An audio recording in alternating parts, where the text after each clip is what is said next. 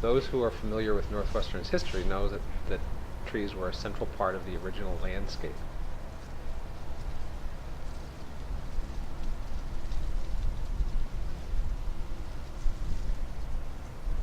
And the legend is that in 1853, Orrington Lunt, who was one of the founders of Northwestern, traveled up along the lake shore here with a friend. Mr. Lunt saw a grove of oak trees in distance, and he saw through the boughs of the trees the glistening of the waves in the distance, and he thought, what a great location.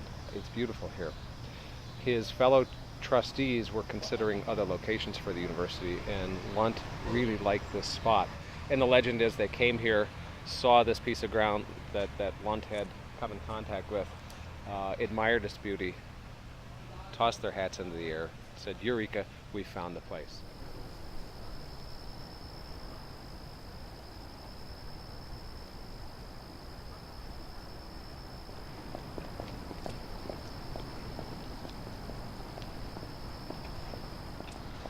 The second story I want to tell you is about a legendary tree, a tree that was very well known in Northwestern's early history for the first half century of its existence. The oak tree, the old oak, attained some prominence as a trysting spot, a meeting spot for classes. The classes would pose there for group photographs. It was the iconic natural feature of the Evanston campus. Right now, students appreciate the rock as the central physical feature of the campus. Well, this was the rock of its time.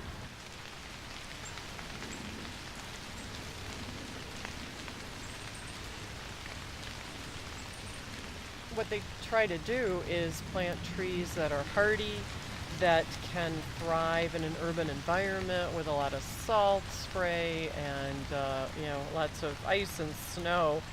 So today you'll see maples and honey locusts along the parkway. And well, here on the front lawn of the John Evans Center, we have some of the most magnificent bur oaks on Northwestern's Evanston campus. They produce these mossy cup acorns that some years when there's a bumper crop, we could barely walk up the sidewalk here to the front door of the John Evans Center. The most amazing thing about the trees is the habitat they provide for wildlife, and the bird life at Northwestern is really tremendous. This past year, we've had red-tailed hawks nesting in one of the oak trees right around Deering Meadow. Out on the Lakeville, we have a grove of black walnuts, and there's also a group of Scotch pines out there, and both those trees are very desirable by the birds, so you'll see birds there during migration in particular.